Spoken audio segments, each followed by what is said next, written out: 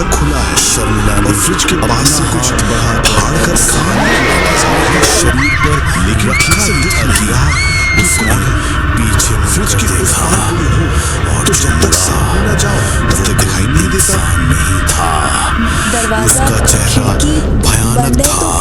घुसा खून कौन? से लथपथ शर्मिला और काफी डरावना हो गया के साथ फ्रिज के उस पार शर्मिला पीछे मुड़कर भागने लगी, लेकिन की उल्टी दिशा में मुंह करके कुछ देर पहले सौरभ की लाई हुई रोहू मछली को कोई कच्चा ही फाड़ फाड़ कर खा रहा है।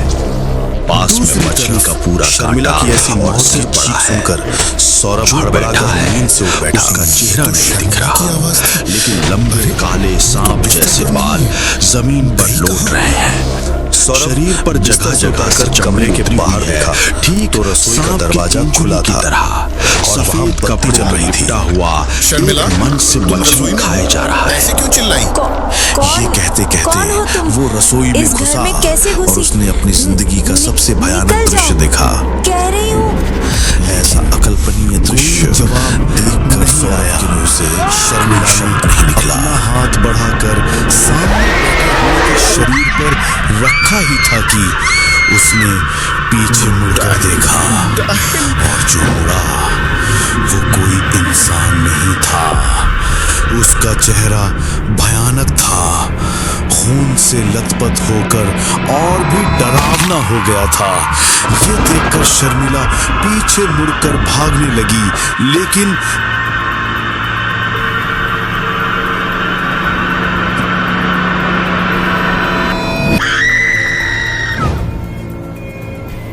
दूसरी तरफ शर्मिला की ऐसी मौत की